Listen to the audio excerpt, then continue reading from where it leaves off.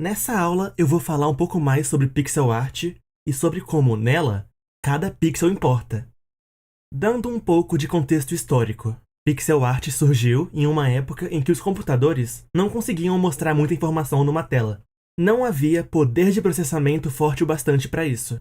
Por isso, era necessário otimizar as imagens, para que elas fossem reconhecíveis, apesar do poder fraco do hardware.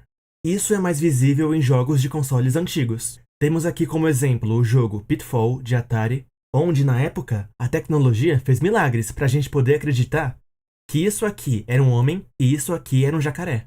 E com o decorrer do tempo, isso foi evoluindo. Você pode perceber que a pixel art do Nintendinho é melhor que a de Atari, assim como a de Super Nintendo é melhor que a de Nintendinho. E até quando jogos que usam modelos 3D já eram mais possíveis, a pixel art ainda era muito usada, para economizar recursos. Por exemplo, o jogo Castlevania Symphony of the Night é um jogo de PS1, mas é em pixel art, porque não era possível fazer um jogo nessa escala com esse nível de detalhe com modelos 3D em um hardware como o PS1.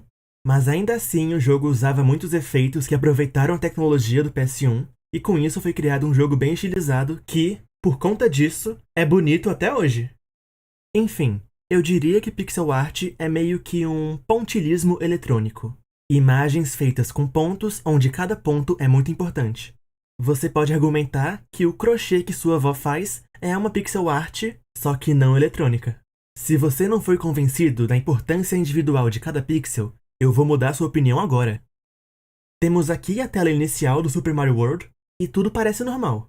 Mas, se eu der um zoom aqui, você vai ver que houve um pequeno engano na hora de fazer essa fonte.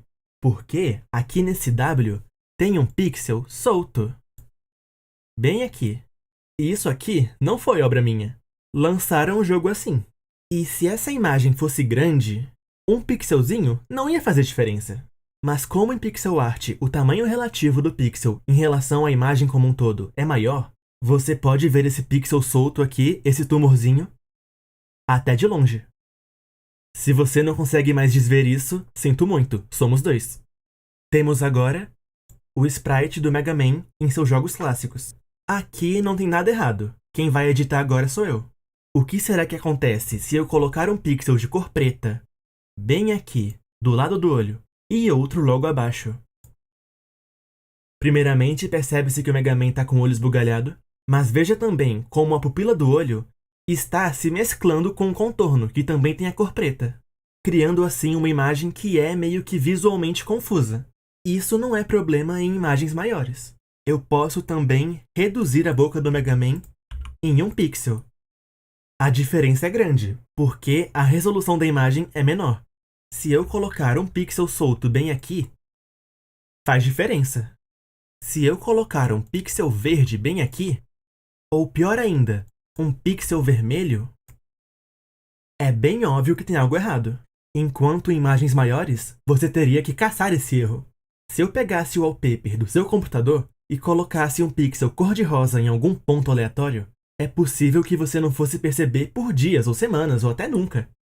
Você vai ver isso na prática agora, porque eu tenho aqui a arte oficial do Pokémon Rayquaza.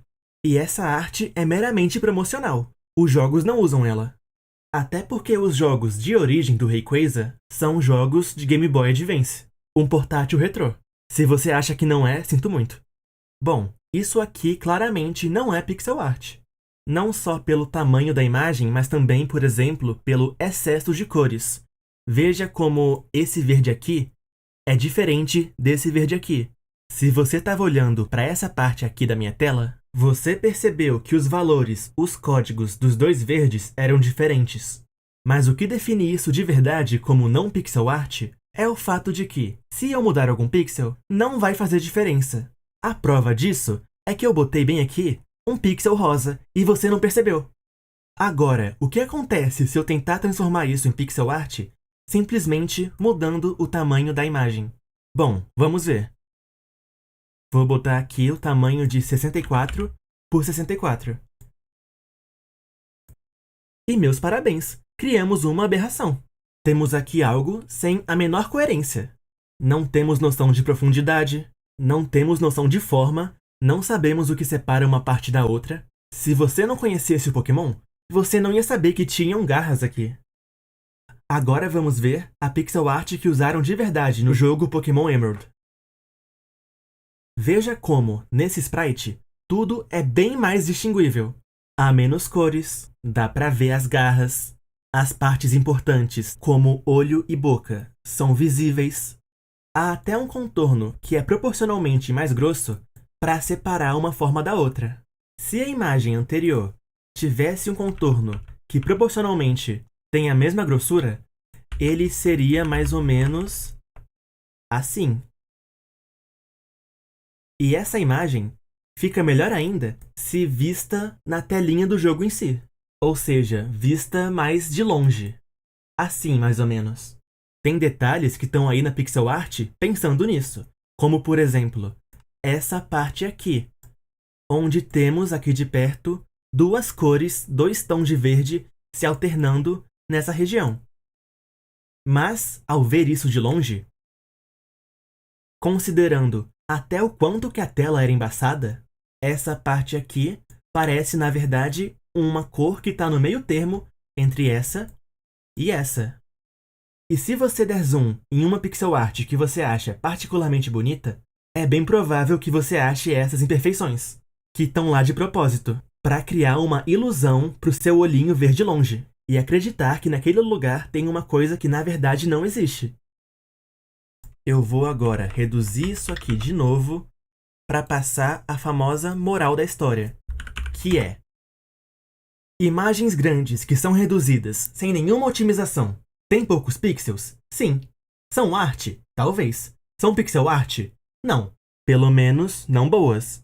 Como exemplo final, vou mostrar uma screenshot do jogo Deltarune.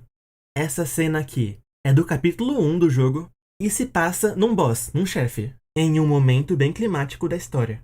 Mas os fãs perceberam que o Toby Fox, ou quem quer que seja que tenha feito a arte dessa parte do jogo, cometeu um pequeno deslize, porque tem um pixelzinho solto bem aqui. E o Toby Fox, que é o diretor do jogo, como ele é bem brincalhão, ele fez isso virar uma piada. Porque, 3 anos depois, quando saiu o capítulo 2, e tinha uma boss num contexto bem similar, ele fez questão de botar o mesmo pixel nesse cenário. Provavelmente porque ele sabia que os fãs iam ficar loucos com isso. Eu, pessoalmente, acho isso hilário. E espero que tenham gostado dessa aula, dessa sessão introdutória do curso.